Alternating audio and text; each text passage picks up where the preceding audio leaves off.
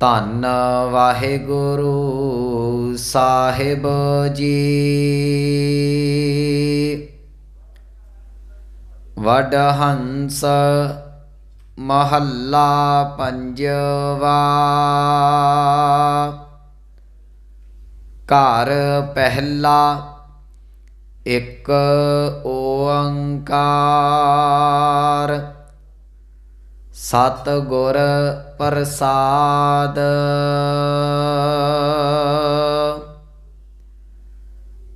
ਅਤ ਊਚਾ ਤਾਕਾ ਦਰਬਾਰਾ। ਅੰਤ ਨਾਹੀ ਕਿਛ ਪਾਰਾ ਵਾਰਾ। ਕੋਟ ਕੋਟ ਕੋਟ ਲਖ ਧਾਵੈ। ਇਕ ਤਿਲ ਤਾਕਾ ਮਹਿਲ ਨ ਪਾਵੈ। ਸੁਹਾਵੀ ਕੌਣ ਸੁਵੇਲਾ ਜਿਤ ਪ੍ਰਭ ਮੇਲਾ। ਰਹਾਉ ਲਾਖ ਭਗਤ ਜਾ ਕਉ ਆਰਾਧੈ। ਲਾਖ ਤਪੀਸਰ ਤਪ ਹੀ ਸਾਧੈ। ਲਾਖ ਜੋਗੀਸ਼ਰ ਕਰਤੇ ਜੋਗਾ। ਲਾਖ ਭੋਗੀਸਰ ਭੋਗੈ ਭੋਗਾ। ਘਟ ਘਟ ਵਸੈ ਜਾਣੈ ਥੋਰਾ। ਹੈ ਕੋਈ ਸਾਜਨ ਪਰਦਾ ਤੋਰਾ। ਕਰੋ ਜਤਨ ਜੇ ਹੋਏ ਮਿਹਰਵਾਨਾ। ਤਾ ਕਉ ਦੇਈ ਜੀਓ ਕੁਰਬਾਨਾ। ਫਿਰਤ ਫਿਰਤ ਸੰਤਨ ਪਹਿ ਆਇਆ। ਦੁਖ ਭ੍ਰਮ ਹਮਾਰਾ ਸਗਲ ਮਿਟਾਇਆ। ਮਹਿਲ ਬੁਲਾਇਆ ਪ੍ਰਭ ਅੰਮ੍ਰਿਤ ਪੂੰਚਾ। ਕਹੋ ਨਾਨਕ ਪ੍ਰਭ ਮੇਰਾ ਊਚਾ। ਵਾਹਿਗੁਰੂ ਜੀ ਕਾ ਖਾਲਸਾ ਵਾਹਿਗੁਰੂ ਜੀ ਕੀ ਫਤਿਹ। ਪਰਮ ਸਨਮਾਨਯੋਗ ਸਤਿਗੁਰੂ ਗੁਰੂ ਗ੍ਰੰਥ ਸਾਹਿਬ ਮਹਾਰਾਜ ਜੀ ਦੀ ਪਾਵਨ ਹਜ਼ੂਰੀ ਦੇ ਅੰਦਰ ਸੁਭਾਏਮਾਨ ਸਤਸੰਗੀ ਜਨੋ ਵਡਭਾਗੇ ਹੋ, ਜੋ ਸਤਿਗੁਰਾਂ ਦੀ ਰਹਿਮਤ ਬਖਸ਼ਿਸ਼ ਹਾਸਲ ਕਰ ਰਹੇ ਜੇ। ਚੱਲ ਰਹੀ ਲੜੀਵਾਰ ਧੰਨ ਸਾਹਿਬ ਸ਼੍ਰੀ ਗੁਰੂ ਗ੍ਰੰਥ ਸਾਹਿਬ ਮਹਾਰਾਜ ਜੀ ਦੀ ਪਾਵਨ ਵਿਚਾਰ ਆਪ ਜੀ ਨੇ ਜੋ ਅੰਮ੍ਰਿਤ ਬਚਨ ਸਰਵਣ ਕੀਤਾ ਹੈ, ਇਹ ਵਡਹੰਸ ਰਾਗ ਦੇ ਅੰਦਰ ਧੰਨ ਗੁਰੂ ਅਰਜਨ ਸਾਹਿਬ ਪਾਤਸ਼ਾਹ ਮਹਾਰਾਜ ਜੀ ਦੀ ਅੰਮ੍ਰਿਤ ਰਸਨਾ ਤੋਂ ਉਚਾਰਨ ਕੀਤਾ ਹੋਇਆ ਗੁਰੂ ਗ੍ਰੰਥ ਸਾਹਿਬ ਜੀ ਦੇ ਪਾਵਨ ਅੰਗ 562 ਦੇ ਉੱਪਰ ਸੁਭਾਏਮਾਨ ਹੈ। ਇਸ ਪਾਵਨ ਸ਼ਬਦ ਦੇ ਵਿੱਚ ਧੰਨ ਗੁਰੂ ਰਾਮਦਾਸ ਧੰਨ ਗੁਰੂ ਅਰਜਨ ਸਾਹਿਬ ਪਾਤਸ਼ਾਹ ਜੀ ਉਸ ਅਕਾਲ ਪੁਰਖ ਵਾਹਿਗੁਰੂ ਦੇ ਦੀਦਾਰਾਂ ਦੀ ਤਾਂਘ ਜਿਹੜੀ ਹੈ ਉਹ ਸਾਹਮਣੇ ਰੱਖਦੇ ਨੇ। ਕਹਿਣ ਲੱਗੇ ਉਹ ਪ੍ਰਮਾਤਮਾ ਦਾ ਦਰਬਾਰ ਬੜਾ ਉੱਚਾ ਹੈ, ਉਹਦੇ ਦੀਦਾਰ ਕਰਨ ਵਾਸਤੇ ਹਰੇਕ ਜੀਵ ਵੱਖੋ ਵੱਖ ਤਰੀਕਿਆਂ ਦੇ ਨਾਲ ਉਹਨੂੰ ਜਪਦਾ ਪਿਆ ਹੈ। ਮੇਰਾ ਚਿੱਤ ਕਰਦਾ ਏ ਕਿ ਮੈਂ ਵੀ ਉਸ ਪਰਮਾਤਮਾ ਅਕਾਲ ਪੁਰਖ ਵਾਹਿਗੁਰੂ ਦੇ ਦੀਦਾਰ ਕਰਾਂ। ਤੇ ਸਤਿਗੁਰੂ ਇੰਨੀ ਗੱਲ ਕਹਿ ਕੇ ਆਪਣੇ ਮਨ ਦੇ ਵਿੱਚ ਭਾਵ ਪੈਦਾ ਕਰਦੇ ਨੇ। ਕਹਿਣ ਲੱਗੇ ਮਨਾ ਉਹ ਘੜੀ ਕਿਹੋ ਜਿਹੀ ਹੋਵੇਗੀ, ਉਹ ਸਮਾਂ ਕਿਹੋ ਜਿਹਾ ਹੋਵੇਗਾ ਜਦੋਂ ਪਰਮਾਤਮਾ ਦੇ ਨਾਲ ਮਿਲਾਪ ਹੋਵੇਗਾ, ਜਦੋਂ ਪਰਮਾਤਮਾ ਦੇ ਦੀਦਾਰ ਹੋਣਗੇ। ਸੋ ਅੱਜ ਸਤਿਗੁਰੂ ਜੀ ਬਖਸ਼ਿਸ਼ ਕਰਦੇ ਨੇ। ਕਹਿਣ ਲੱਗੇ ਸੁਹਾਵੀ ਕੌਣ ਸੁਵੇਲਾ ਜਿਤ ਪ੍ਰਭ ਮੇਲਾ। ਸੁਹਾਵੀ ਦਾ ਅਰਥ ਹੈ ਸੋਹਣੀ, ਚੰਗੀ ਉਹ ਕਿਹੜੀ ਚੰਗੀ ਘੜੀ ਹੈ। ਵੇਲਾ ਦਾ ਇਸਤਰੀ ਲਿੰਗ ਕਰ ਲਈਏ, ਅੱਖਰ ਸੌਖੇ ਸਮਝ ਆ ਜਾਣਗੇ। ਉਹ ਸਮਾਂ ਕਿਹੋ ਜਿਹਾ ਹੋਵੇਗਾ? ਸੁਹਾਵੀ ਕੌਣ ਸੋ ਵੇਲਾ, ਉਹ ਸੋਹਣੀ ਘੜੀ ਕਿਹੋ ਜਿਹੀ ਹੋਵੇਗੀ? ਜਿਤ ਪ੍ਰਭ ਮੇਲਾ, ਜਦੋਂ ਮੈਨੂੰ ਅਕਾਲ ਪੁਰਖ ਵਾਹਿਗੁਰੂ ਦੇ ਨਾਲ ਮਿਲਾਪ ਦੀ ਦਾਤ ਪ੍ਰਾਪਤ ਹੋਵੇਗੀ, ਉਹ ਸਮਾਂ ਕਿਹੋ ਜਿਹਾ ਹੋਵੇਗਾ? ਕਿੱਦਾਂ ਉਹ ਕਿਰਪਾ ਕਰੇਗਾ? ਉਹ ਸਮਾਂ ਮੈਂ ਆਪਣੀ ਜ਼ਿੰਦਗੀ ਦੇ ਵਿੱਚ ਕਿਵੇਂ ਸੋਚਣ ਦਾ ਯਤਨ ਕਰਾਂ? ਇਹ ਅੱਜ ਦੇ ਪਾਵਨ ਸ਼ਬਦ ਦਾ ਅੰਤਰੀ ਭਾਵ ਹੈ। ਸੋ ਸਤਿਗੁਰੂ ਆਰੰਭ 'ਚ ਬਖਸ਼ਿਸ਼ ਕਰਦੇ ਨੇ। ਵਡਹੰਸ ਮਹੱਲਾ ਪੰਜਵਾ। ਵਡਹੰਸ ਰਾਗ ਦੇ ਅੰਦਰ ਗੁਰੂ ਅਰਜਨ ਸਾਹਿਬ ਜੀ ਦਾ ਬਚਨ, ਘਰ ਪਹਿਲਾ। ਅੱਜ ਇਹ ਗੁਰੂ ਅਰਜਨ ਸਾਹਿਬ ਜੀ ਦੇ ਪਾਵਨ ਸ਼ਬਦ ਪਹਿਲੇ ਘਰ ਸੁਰ ਤਾਲ ਦੇ ਵਿੱਚ ਗਾਉਣ ਦੀ ਹੁਕਮ ਹੈ, ਅਤੇ ਇਹ ਸ਼ਬਦ ਆਰੰਭ ਹੋ ਰਹੇ ਨੇ।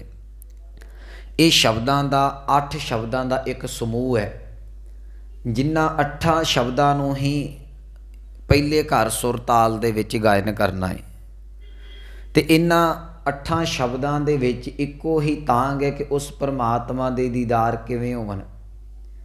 ਨਾਲ ਹੀ ਇਹਨਾਂ 8 ਸ਼ਬਦਾਂ ਦੇ ਵਿੱਚ ਜਵਾਬ ਹੈ ਕਿ ਉਸ ਪਰਮਾਤਮਾ ਤੱਕ ਪਹੁੰਚਣ ਦਾ ਰਸਤਾ ਗੁਰੂ ਦੇ ਮੁਬਾਰਕ ਚਰਨ ਨੇ। ਸੋ ਇਹ ਪਹਿਲੇ ਘਰ ਸੁਰ ਤਾਲ 'ਚ ਸ਼ਬਦ ਗਾਉਣ ਕਰਨੇ ਨੇ ਆਪਾਂ। ਇੱਕ ਓੰਕਾਰ ਸਤਿਗੁਰ ਪ੍ਰਸਾਦ।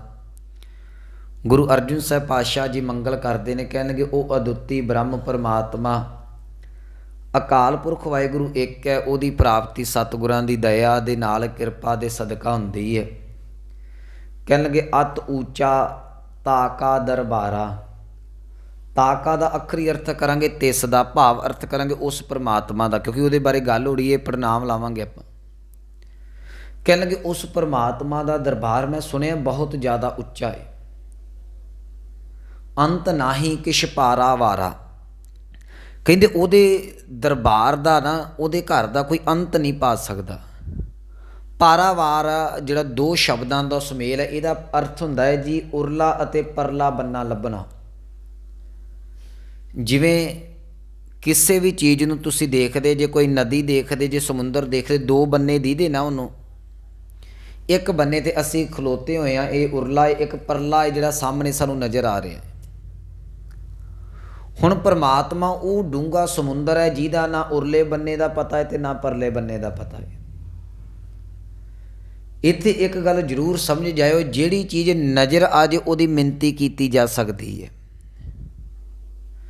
ਮੰਨ ਲਓ ਕਿਸੇ ਚੀਜ਼ ਦਾ ਸਾਨੂੰ ਉਰਲਾ ਤੇ ਪਰਲਾ ਬੰਨਾ ਨਜ਼ਰ ਆਉਂਦਾ ਹੈ, ਉਹਦੀ ਮਿਣਤੀ ਕਰ ਲਾਂਗੇ। ਅਤੇ ਜਿਹੜੀ ਮਿਣਤੀ ਦੇ ਵਿੱਚ ਆ ਗਈ, ਮੈਂ ਅਕਸਰ ਕਹਿੰਦਾ ਹੁੰਦਾ ਉਹ ਚੀਜ਼ ਛੋਟੀ ਹੈ ਮੰਨਣ ਵਾਲੀ ਵੱਡੀ ਹੈ। ਇਹਦਾ ਭਾਵ ਜੇ ਪਰਮਾਤਮਾ ਹੱਦਬੰਦੀ ਸਾਡੇ ਕੋਲ ਮਿਹਣੀ ਗਈ, ਫਿਰ ਪਰਮਾਤਮਾ ਛੋਟਾ ਹੋ ਜਾਏਗਾ। ਇਸ ਕਰਕੇ ਸਤਿਗੁਰੂ ਕਹਿਣਗੇ ਉਹਦਾ ਪਾਰਾਵਾਰ ਨਹੀਂ ਪਾਇਆ ਜਾ ਸਕਦਾ, ਉਹਦਾ ਉਰਲਾ ਤੇ ਪਰਲਾ ਬੰਦਾ ਨਹੀਂ ਲੱਭਿਆ ਜਾ ਸਕਦਾ। ਕਿਉਂ? ਕਿਉਂਕਿ ਉਹਦਾ ਦਰਬਾਰ ਬਹੁਤ ਜ਼ਿਆਦਾ ਉੱਚਾ ਹੈ। ਇੱਥੇ ਹੁਣ ਸਾਨੂੰ ਉੱਚੇ ਨੂੰ ਸਮਝਣਾ ਪਵੇਗਾ, ਉਹਦਾ ਦਰਬਾਰ ਉੱਚਾ ਕਿਵੇਂ ਹੈ। ਇੱਕ ਉੱਚੇ ਦਾ ਅਰਥ ਹੁੰਦਾ ਉਚਾਈ ਦੇ ਉੱਤੇ ਕਿਸੇ ਚੀਜ਼ ਦਾ ਹੋਣਾ। ਮੰਨ ਲਓ ਕੋਈ ਪਹਾੜਾਂ ਦੇ ਉੱਤੇ ਰਹਿੰਦਾ, ਆਪਾਂ ਕਹਿੰਦੇ ਵੀ ਬੰਦਾ ਬੜੀ ਉਚਾਈ 'ਤੇ ਰਹਿੰਦਾ, ਉਹਦਾ ਘਰ ਬੜਾ ਤਾਂ ਹੈ ਬੜਾ ਉੱਚਾ ਹੈ। ਇੱਥੇ ਉੱਚਾ ਜਿਹੜਾ ਹੈ ਉਹ ਮੀਟਰਾਂ ਦੇ ਵਿੱਚ ਨਹੀਂ ਗਿਣਨਾ, ਫੁੱਟਾਂ ਦੇ ਵਿੱਚ ਨਹੀਂ ਗਿਣਨਾ। ਇੱਥੇ ਉੱਚੇ ਦਾ ਅਰਥ ਹੈ ਸੁਰਤ ਕਰਕੇ ਉੱਚਾ ਹੋਣਾ। ਪਰਮਾਤਮਾ ਦਾ ਜਿਹੜਾ ਦਰਬਾਰ ਹੈ ਨਾ, ਉਹ ਸਾਡੀ ਜਿਹੜੀ ਦੁਨਿਆਵੀ ਸੁਰਤ ਹੈ, ਦੁਨਿਆਵੀ ਬੁੱਧੀ ਹੈ, ਉਹਦੇ ਤੋਂ ਬੜਾ ਤਾਂ ਉੱਚਾ ਹੈ। ਅਸੀਂ ਸੁਰਤ ਕਰਕੇ ਛੇਤੀ ਪਰਮਾਤਮਾ ਤੱਕ ਨਹੀਂ ਪਹੁੰਚ ਸਕਦੇ। ਇਹਦਾ ਅਰਥ ਇੱਦਾਂ ਕਰਾਂਗੇ, ਕਹਿਣਗੇ ਅਤ ਉੱਚਾ ਤਾਕਾ ਦਰਬਾਰਾ। ਉਹ ਪਰਮਾਤਮਾ ਜਿਸ ਅਵਸਥਾ ਦੇ ਵਿੱਚ ਜਾ ਕੇ ਸੱਚਖੰਡ ਵੱਸਦਾ ਹੈ। ਆਪਾਂ ਉਸ ਦਿਨ ਵੀ ਇਹ ਬਚਨ ਸਾਂਝੇ ਕੀਤੇ ਸਨ ਕਿ ਕਰਮਖੰਡ ਕੀ ਬਾਣੀ ਜੋਰ ਤਿੱਥੇ ਹੋਰ ਨਾ ਕੋਈ ਹੋਰ ਤਿੱਥੇ ਜੋਧ ਮਹਾਬਲ। ਉਹ ਇੱਕ ਸੁਰਤ ਦੇ ਵਿੱਚ ਇੰਨੀ ਕੁ ਜ਼ਿਆਦਾ ਉਚਾਈ ਤੱਕ ਮਨੁੱਖ ਪਹੁੰਚ ਜਾਂਦਾ ਹੈ।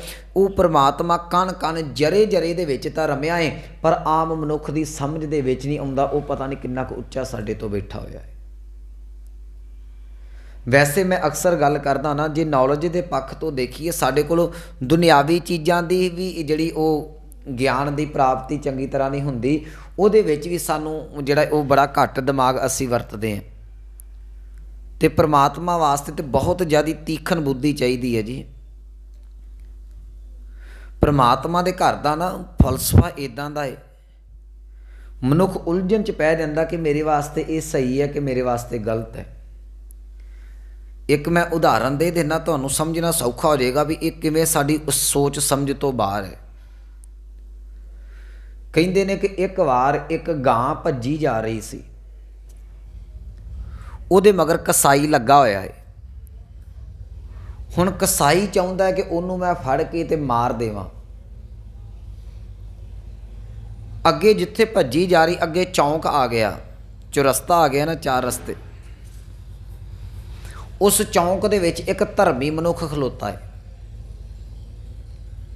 हुण उहने गां नूं जांदियां होइआं देखिआ है। हुण कसाई जदों मगर भज के आया तो उहनूं पुछदा, कहंदा गां किधर गई है, तुसीं दसो। वो आपां सोचीए भी विचारा जवाब की देवे। जे ते सच बोलदा भी गाई इस पासे गई है, सच बोलता, पर गां मर गई। एक पासे हत्या हो गई ना, जीव हत्या हो गई। जे झूठ बोलता है, दूसरा पासा दसदा है, तो वह गां बच जाती है, पर उहदे कोलों झूठे बोलिया जाता है।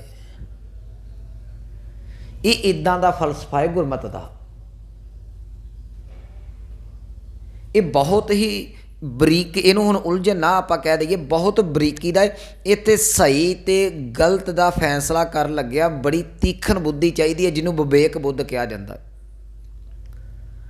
ताइयों ते सतगुरां दे पावन बाणी ने कहा ना, आपां बचन साझा करदे अक्सर के पाठ पढ़ियो अर वेद विचारियो, निवल भयंगम साधे पंच जना स्यों संग ना छुटकियो, अधिक अहम बुद्ध बाधे प्यारे इन बिद मिलन ना जाई, मैं कीए कर्म अनेका। हुण ये सारे धार्मिक कर्म ने बंदा करदा है, पर सतगुरु कह लगे हार परियो स्वामी कै द्वारे। इन्ना कुछ करके भी परमात्मा की प्राप्ति नहीं, हार गया। कहते मैं तेरे चरणों च आ गया, की करा? कह लगे मालक एक कृपा करी, दीजै बुद्ध विवेका, मैनूं वो बुद्ध विवेक बुद्ध दे दे जिहदे नाल सही ते गलत की परख हो जाए। उन्होंने सुरत उच्ची, उन्होंने विवेक बुद्ध कहा जाता है।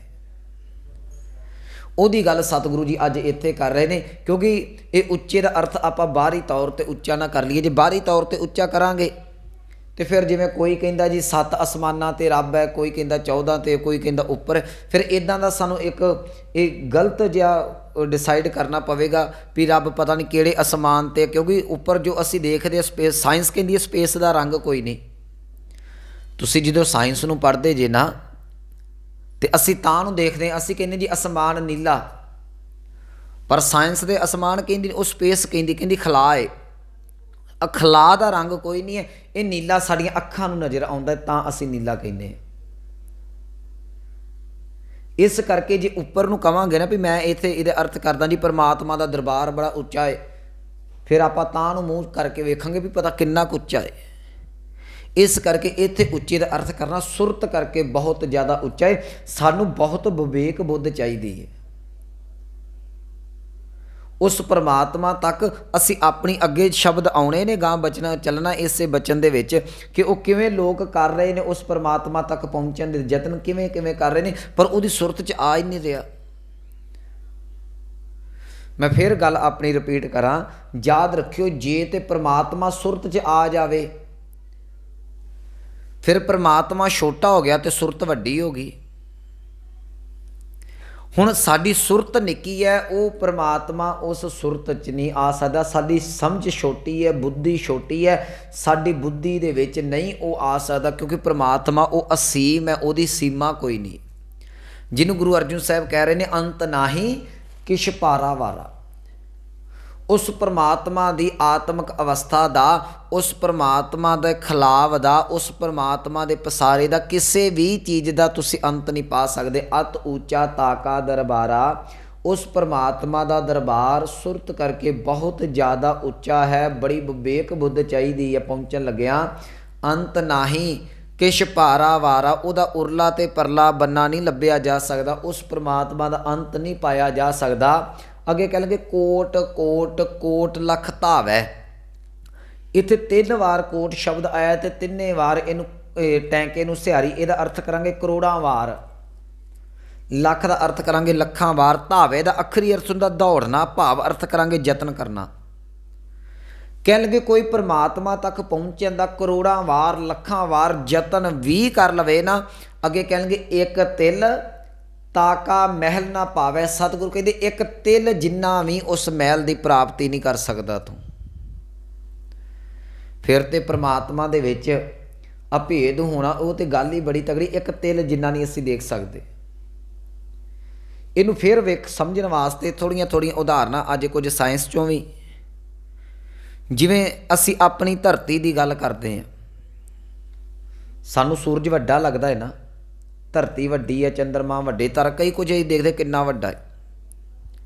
पर जो एक गलैक्सी की गल की जाती है, जे समुचे ब्रह्मंड की गल की जाती है, तो याद रखियो साइंस ये गल कहती है कि पता नहीं किन्ने क तारे, किन्ने क सूरज लखां साल हो गए ने तुरिया, उन्हां दी रोशनी नूं अजे तक साडे तक नहीं पहुँचे, इन्ने वड्डे ने। उस गलैक्सियां दे सामने, उन्हां चंद्रमा तारियां सूरजां दे सामने साडी धरती एक कीड़े दे बराबर भी नहीं हैगी। तो जिस परमात्मा ने इन्ना कुछ ब्रह्मंड सारियां गलैक्सियां साज दित्तियां, धरतियां साज दित्तियां, तो उस परमात्मा के बारे असीं कित्थों अंत पालांगे। ये उहदी कुदरत ही है ना। बचन पढ़ते हैं भी बलिहारी कुदरत वसिया तेरा अंत ना जाई लखिया। तेरी तो कुदरत का अंत ही नहीं पै रहा साडे को। साडे तक तेरे जिहड़े पहुँचाए हुए अजे सूरज चंद्रमा जां गलैक्सियां जां तारे ने, उन्हां दी रोशनी नहीं पहुँच रही। इन्ना क तू बरीकी दे नाल इन्ना क विस्तार कर दिता, असीं तेरे तक कित्थों सुरत नूं पहुँचा लांगे। सतगुरु कहते कोट कोट कोट लख धावे। जे कोई मनुख ये यतन भी करे ना कि मैं परमात्मा तक पहुँच जावांगा, मैं सुरत करके उहदे च अभेद हो जाऊँगा, मैं अपने यतन दे नाल, सतगुरु कहते अपने यतन दे नाल कुछ नहीं हो। हाँ ये गल जरूर है, जे परमात्मा कृपा करे तो एक सैकंड लगता है, सैकंड भी ज़्यादा शब्द है जी, एक अख झमकन जिन्ना पल जिन्ना समा लगता है परमात्मा की कृपा होने लगे। पर अपनी मर्जी दे नाल सतगुरु कहन लगे तू करोड़ां साल, करोड़ां वार, लखां वार भी धौन यतन करी जा। कहन लगे कोट कोट कोट लख धावै, एक तिल ताका महल ना पावै। कहन लगे एक तिल जिन्ना भी जिहड़ा है वो तू परमात्मा दे महल की प्राप्ति नहीं कर सकदा। इत्थे महल की प्राप्ति का अर्थ करांगे एक तिल जिन्ना समा भी कई बारी मनुख की सुरत परमात्मा तक नहीं पहुँचती। वैसे मैं इत्थे एक बेनती कर देना, चलो आपां दही जमाउने आ जी, उन्होंने जाग किन्नी क लाई जाती है। दही के हिसाब के नाल जिन्ना दुध आपां उन्होंने खट्टा लाउणा है, जाग लाउणी, उहदे हिसाब नाल बड़ी थोड़ी हुंदी है। मान लो किलो लाउणा तो मैनूं ज़्यादा उन्होंने अद्धा क चमचा बड़ा है। किलो दुध च अद्धा क चमचा चल रहा, इहदा भाव भी एक तिल की भी बहुत ताकत है। पर मनुख एक तिल जिन्ना भी सुरत दे विच परमात्मा नूं नहीं टिका सकदा, वो इन्ना ज़्यादा असीम है। पता नहीं किहड़े वेले वो किरपा हो जाए, गल वखरी है। पर मनुख दे अपने यतन सारे उहदे फेल हो जाते हैं। वैसे अपने तिल की बड़ी होंद हुंदी है। मैं अक्सर उदाहरण बोड़ की देना, बोड़ दियां गोलां लगियां हुंदियां ना, उन्होंने तोड़ के देखियो, उहदे चों पता नहीं हज़ारां बीज हुंदे ने एक गोल दे विच। बोड़ दे बहुत बरीक, तिल तो भी बरीक दाना हुंदा बोड़ दा। जे उन्होंने तुसी बीज दिओ जमीन 'च, एक बड़े तगड़े विशाल रुख का निर्माण हो सकता है। जे एक तिल भी सुरत परमात्मा 'च जुड़ गई ना, एक खिन मात्र भी, तो याद रखियो गुरु अर्जुन साहब कहते हैं कि एक खिन 'च टिकी हुई जिहड़ी सुरत है, मनुख ओदा भी अंत नहीं पा सकता। किनका एक जिस जी बसावै ताकि महिमा गणी न आवे। ओदी महिमा एक तिल जिन्नी दी भी नहीं बयान की जा सकती। इत्थे सतगुरु कहते तू करोड़ां वार भी यतन कर ला, याद रखी तां भी एक तिल जिन्ना भी उहदे विच तेरी सुरत शायद ना ही टिके अपने यतनां दे नाल। कोट कोट कोट लख धावै, एक तिल ताका महल ना पावे। एक तिल जिन्ना समा भी उहदे विच मनुख दी सुरत नहीं अपनी मर्जी दे नाल जुड़दी, यतन दे नाल नहीं जुड़दी। सुहावी कौन सुवेला जित प्रभ मेला, रहाओ। ये रहाओ वाली पावन एक ही पंक्ति है। कहन लगे हे मालक, वो सोहना किहड़ा समा है, वो किहड़ी इहो जी सुहावी घड़ी है जदों मेरा तेरे नाल मिलाप होवेगा। असी कई बारी जस्ट इमैजिन करते हैं ना भी आ काम होवेगा तो उदों किद्दां दे मेरे अंदर फीलिंग आवेगी। हुण सतगुरु परमात्मा दे नाल जुड़न की गल कर रहे हैं, वो अपने मन दे विच ये गल फील कर रहे हैं कि जदों मेरा परमात्मा दे नाल मिलाप होवेगा उदों किद्दां दा समा होवेगा। उहदा एक गुरमुखो कारण है, जदों सुरत जुड़दी है ना उदों ही आनंद बड़े हो जाते हैं, तो जदों परमात्मा की प्राप्ति हो गई उदों आनंद की किन्नी क सीमा रह जाएगी। ਉੱਥੇ ਮਗਰ ਕੁਛ ਨਹੀਂ ਬਚਦਾ। ਮੈਂ 2 ਉਦਾਹਰਨਾਂ ਦੇ ਦਿੰਦਾ। ਜਦੋਂ ਕਿਸੇ ਦੀ ਸ਼ੁਰੂਆਤ ਹੁੰਦੀ ਹੈ ਤੇ ਉਦੋਂ ਜੀਵਨ ਦੇ ਵਿੱਚ ਆਨੰਦ ਦੀ ਸ਼ੁਰੂਆਤ ਹੁੰਦੀ ਹੈ। ਜਿਹੜੀ ਅਭੇਦਤਾ ਹੈ, ਅਭੇਦਤਾ ਤੇ ਖਤਮ ਹੋ ਜਾਂਦਾ, ਸਮਾਪਤੀ ਹੋ ਜਾਂਦੀ ਹੈ, ਪਰ ਅੰਤ ਨਹੀਂ ਪੈ ਸਕਦਾ। 2 ਪਾਵਨ ਪੰਕਤੀਆਂ, ਇੱਕ ਆਪਾਂ ਬਚਨ ਰੋਜ਼ ਪੜ੍ਹਦੇ ਹਾਂ, ਆਨੰਦ ਭਇਆ ਮੇਰੀ ਮਾਏ ਸਤਿਗੁਰੂ ਮੈਂ ਪਾਏ। ਸ਼ੁਰੂਆਤ ਹੋ ਗਈ ਨਾ, ਗੁਰੂ ਦੀ ਪ੍ਰਾਪਤੀ ਹੋ ਗਈ, ਸ਼ੁਰੂਆਤ ਹੋ ਗਈ ਪ੍ਰਮਾਤਮਾ ਦੇ ਵੱਲ ਵਧਣ ਦੀ, ਗੁਰੂ ਦੀ ਪ੍ਰਾਪਤੀ ਹੋ ਗਈ। ਪਰ ਇਹ ਜਦੋਂ ਤੁਸੀਂ ਪਰਮਾਤਮਾ ਦੇ ਨਾਲ ਜੁੜਨ ਦਾ ਯਤਨ ਕੀਤਾ, ਗੁਰੂ ਮਿਲ ਗਿਆ, ਬੰਦਗੀ ਕੀਤੀ ਨਾ, ਤੇ ਬੰਦਗੀ ਕਰਦਾ ਕਰਦਾ ਮਨੁੱਖ ਇਸ ਅਵਸਥਾ ਤੱਕ ਚਲਿਆ ਜਾਂਦਾ ਹੈ ਕਿ ਗੂੰਗੇ ਅੰਮ੍ਰਿਤ ਮਹਾਰਸ ਚਾਖਿਆ ਪੂਛੇ ਕਹਿਣ ਨਾ ਜਾਈ।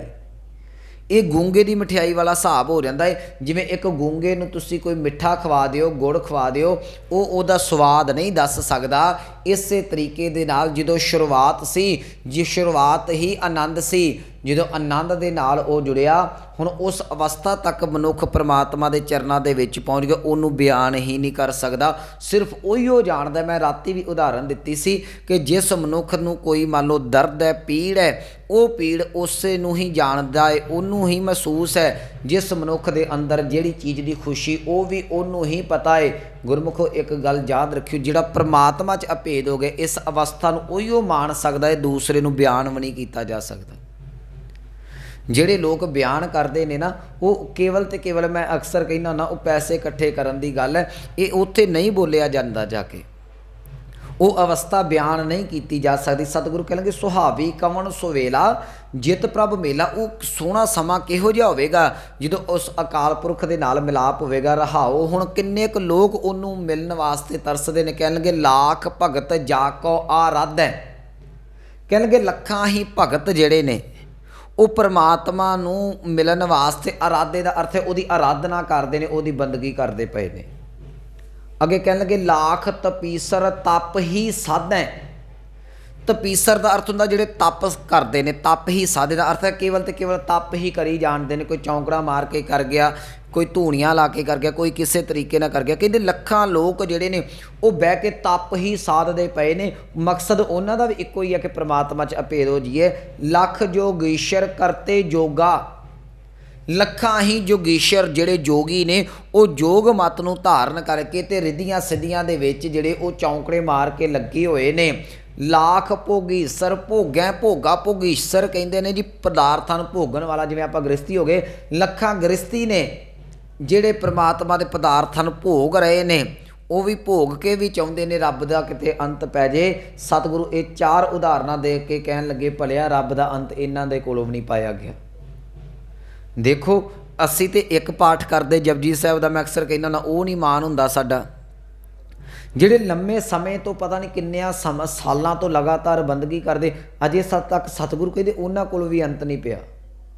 ਫਿਰ ਪੰਕਤੀਆਂ ਪੜ੍ਹ ਦੇਵਾਂ। ਲਾਖ ਭਗਤ ਜਾ ਕੋ ਆਰਾਧੇ। ਲੱਖਾਂ ਭਗਤ ਜਿਹਨੂੰ ਆਰਾਧਦੇ ਰਹਿੰਦੇ ਨੇ। ਲਾਖ ਤਪੀਸਰ ਤਪ ਹੀ ਸਾਧੈ। ਲੱਖਾਂ ਤਪੀਸਰ ਉਹਨੂੰ ਤਪ ਦੇ ਨਾਲ ਪ੍ਰਾਪਤ ਕਰਨ ਦੇ ਲਈ ਲੱਗੇ ਹੋਏ ਨੇ। ਲਾਖ ਜੋਗੀਸਰ ਕਰਤੇ ਜੋਗਾ। ਲਾਖ ਭੋਗੀਸਰ ਭੋਗੈ ਭੋਗਾ। ਲੱਖਾਂ ਭੋਗੀਸਰ ਜਿਹੜੇ ਨੇ ਉਹ ਪਦਾਰਥਾਂ ਨੂੰ ਭੋਗਦੇ ਪਏ ਨੇ, ਪਰ ਉਹਨਾਂ ਕੋਲੋਂ ਵੀ ਪ੍ਰਮਾਤਮਾ ਦਾ ਅੰਤ ਨਹੀਂ ਪਾਇਆ ਗਿਆ। ਕਹਿਣਗੇ ਘਟ ਘਟ ਵਸੈ ਜਾਣੈ ਥੋੜਾ। ਕਹਿਣ ਲੱਗੇ ਹੇ ਹਰੀ ਅਕਾਲ ਪੁਰਖ ਵਾਹਿਗੁਰੂ। ਘਟ ਘਟ ਦਾ ਅਰਥ ਹੈ ਜੀ ਜਰੇ ਜਰੇ ਦੇ ਵਿੱਚ। ਕਹਿਣ ਲੱਗੇ ਪ੍ਰਭੂ ਜੀਓ ਤੁਸੀਂ ਜਰੇ ਜਰੇ ਦੇ ਵਿੱਚ ਵੱਸਦੇ ਪਏ ਜੇ। ਪਰਮਾਤਮਾ ਇੱਦਾਂ ਨਹੀਂ ਵੀ ਜਿਵੇਂ ਜੇ ਆਪਾਂ ਪਹਿਲਾਂ ਅਰਥ ਕਰ ਲੈਂਦੇ ਨਾ ਉੱਚੇ ਦਾ, ਵੀ ਪਰਮਾਤਮਾ ਬੜਾ ਉੱਚਾ ਤਾਂ ਕਿਤੇ ਰਹਿੰਦਾ, ਫਿਰ ਆਹ ਪੰਕਤੀਆਂ ਦੇ ਅਰਥ ਨਹੀਂ ਸੀ ਸਾਡੇ ਕੋਲ ਨੇ।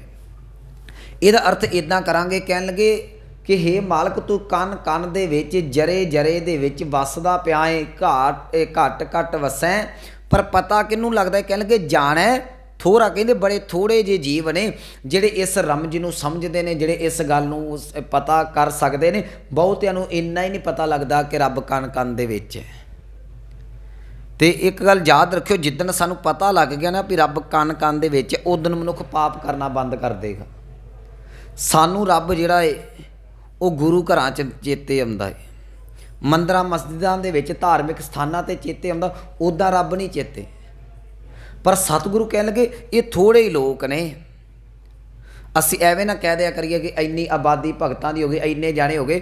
ਗੁਰੂ ਗ੍ਰੰਥ ਸਾਹਿਬ ਦਾ ਪਾਵਨ ਬਚਨ ਹੈ ਨਾ, ਕਹਿਣ ਲੱਗੇ ਕੋਟਣ ਮੈਂ ਨਾਨਕ ਕੋ ਨਾਰਾਇਣ ਜਿਹੇ ਚੀਤ ਕਰੋੜਾਂ ਦੇ ਵਿੱਚੋਂ ਕਿਤੇ ਇੱਕ ਅੱਧਾ ਹੁੰਦਾ ਜਿਹਦੇ ਚਿੱਤ ਦੇ ਵਿੱਚ ਪ੍ਰਮਾਤਮਾ ਟਿਕਿਆ ਹੁੰਦਾ ਹੈ। ਨਹੀਂ ਤੇ ਲੋਕ ਆਪਣੇ ਮਤਲਬਾਂ ਤੱਕ ਹੀ ਸੀਮਤ ਨੇ। ਕਹਿਣ ਲੱਗੇ ਘੱਟ ਘੱਟ ਵਸੈ ਜਾਣੈ ਥੋੜ੍ਹਾ, ਉਹ ਪ੍ਰਮਾਤਮਾ ਕਣ ਕਣ ਦੇ ਵਿੱਚ ਵਸਦਾ ਹੈ, ਪਰ ਇਸ ਗੱਲ ਨੂੰ ਬੜੇ ਥੋੜ੍ਹੇ ਲੋਕ ਸਮਝਦੇ ਨੇ। ਅੱਗੇ ਕਹਿਣ ਲੱਗੇ ਹੈ ਕੋਈ ਸਾਜਨ ਪਰਦਾ ਤੋਰਾ, ਕਹਿਣ ਲੱਗੇ ਕੋਈ ਇਹੋ ਜਿਹਾ ਸੱਜਣ ਹੈ। ਪਰਦਾ ਦਾ ਅਰਥ ਕਰਾਂਗੇ ਵਿੱਥ। ਕਹਿਣਗੇ ਸਾਡੇ ਦੇ ਵਿੱਚ ਤੇ ਪ੍ਰਮਾਤਮਾ ਦੇ ਵਿੱਚ ਜਿਹੜੀ ਵਿੱਥ ਪਈ ਹੋਈ ਹੈ ਨਾ, ਕੋਈ ਇੱਦਾਂ ਦਾ ਸੱਜਣ ਹੈ ਜਿਹਨੇ ਉਸ ਵਿੱਥ ਨੂੰ ਖਤਮ ਕਰਨ ਦਾ ਯਤਨ ਕੀਤਾ ਹੋਵੇ। ਬਾਣੀ ਨੇ ਇਸ ਵਿੱਥ ਨੂੰ ਬਾਲੂ ਕੀ ਭੀਤ ਵੀ ਕਿਹਾ ਹੈ। ਇਹਨੂੰ ਰੇਤ ਦੀ ਕੰਧ ਵੀ ਅਕਸਰ ਸਾਡੇ ਵਿਦਵਾਨ ਲਿਖਦੇ ਨੇ।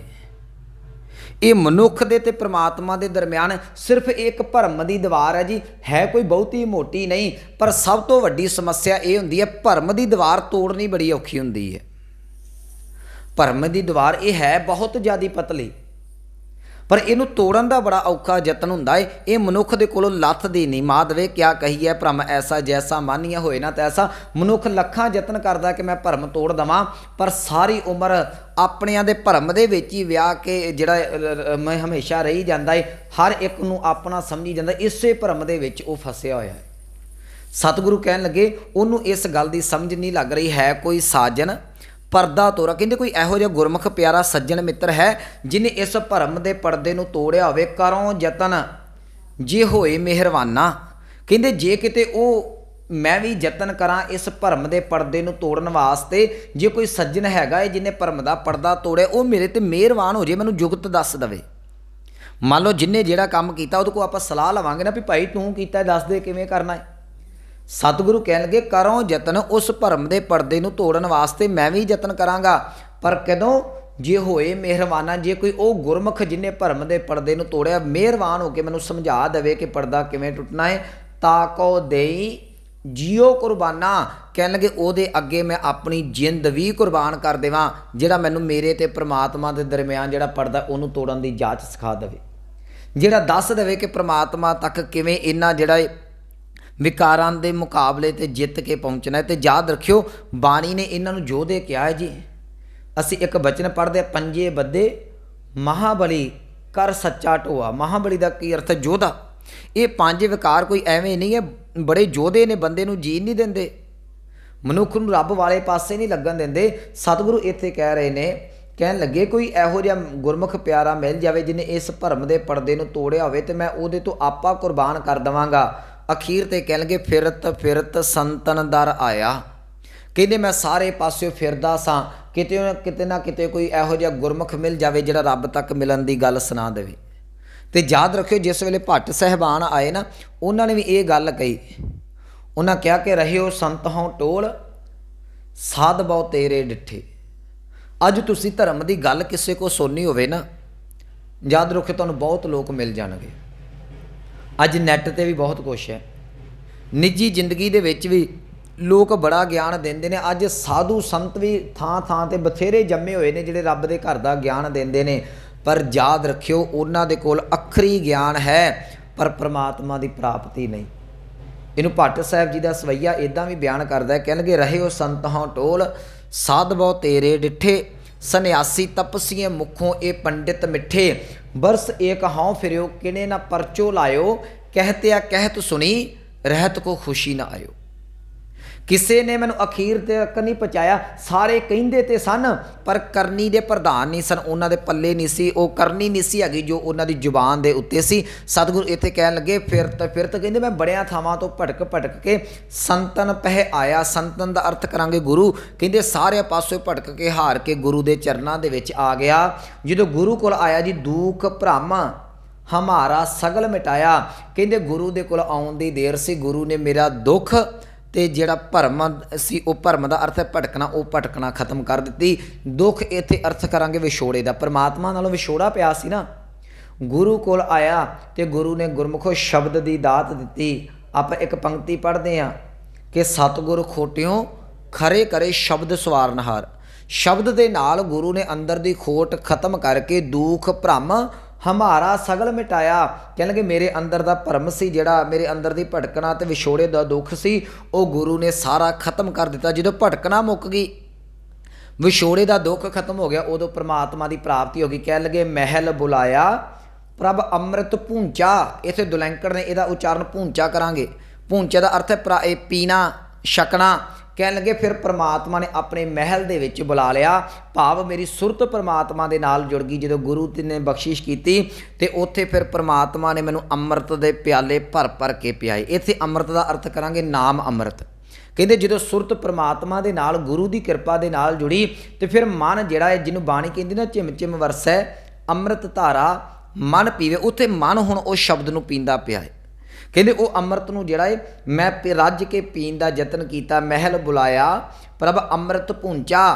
ਤੇ ਜਦੋਂ ਅੰਮ੍ਰਿਤ ਛਕਿਆ, ਜਦੋਂ ਉਹ ਗੁਰੂ ਦੇ ਕੋਲੋਂ ਪ੍ਰਮਾਤਮਾ ਦੇ ਕੋਲੋਂ ਨਾਮ ਅੰਮ੍ਰਿਤ ਹਿਰਦੇ 'ਚ ਜਾ ਕੇ ਟਿਕਿਆ ਤੇ ਅਖੀਰ ਤੇ ਕਹਿਣ ਲੱਗੇ ਕਹੋ ਨਾਨਕ ਪ੍ਰਭ ਮੇਰਾ ਉੱਚਾ। ਕਹਿਣ ਲੱਗੇ ਹਾਂ ਵਾਕਈ ਨਾਨਕ ਉਹ ਮੇਰਾ ਮਾਲਕ ਬੜਾ ਉੱਚਾ ਏ, ਉਹ ਸੁਰਤ ਕਰਕੇ ਬਹੁਤ ਉੱਚਾ ਸੀ, ਮੈਂ ਨਹੀਂ ਸੀ ਪਹੁੰਚ ਸਕਦਾ, ਪਰ ਗੁਰੂ ਦੀ ਕਿਰਪਾ ਦੇ ਨਾਲ ਗੁਰੂ ਨੇ ਤਰਸ ਕਰਕੇ ਮੈਨੂੰ ਉਹਦੇ ਤੱਕ ਪਹੁੰਚਾ ਦਿੱਤਾ। ਸੋ ਇਹ ਸੀ ਪਾਵਨ ਸ਼ਬਦ ਦੀ ਵਿਚਾਰ। ਸਮੁੱਚਾ ਤੱਤ ਭਾਵ ਇਹ ਹੈ ਕਿ ਪ੍ਰਮਾਤਮਾ ਸੁਰਤ ਕਰਕੇ ਬਹੁਤ ਬਰੀਕ ਹੈ, ਬੜੀ ਤੀਖਣ ਬੁੱਧੀ ਚਾਹੀਦੀ ਉਹਦੇ ਤੱਕ ਪਹੁੰਚਣ ਲਈ। ਜੇ ਗੁਰੂ ਰਹਿਮਤ ਕਰ ਦੇਵੇ ਤੇ ਇਹ ਤੀਖਣ ਬੁੱਧੀ ਦਾ ਜਿਹੜਾ ਮਾਰਗ ਹੈ ਇਹ ਸਹਿਜੇ ਹੀ ਜਿਹੜਾ ਹੈ ਉਹ ਖਤਮ ਹੋ ਸਕਦਾ ਹੈ ਤੇ ਮਨੁੱਖ ਪ੍ਰਮਾਤਮਾ ਤੱਕ ਪਹੁੰਚ ਸਕਦਾ ਹੈ। ਸੋ ਇੰਨੀਆਂ ਬੇਨਤੀਆਂ ਪ੍ਰਵਾਨ ਹੋਈਆਂ, ਭੁੱਲਾਂ ਗਲਤੀਆਂ ਦੀ ਖਿਮਾ। ਆਓ ਪਾਵਨ ਪੰਕਤੀਆਂ ਦਾ ਜਾਪ ਸਰਵਣ ਕਰਕੇ ਸਮਾਪਤੀ ਕਰੀਏ।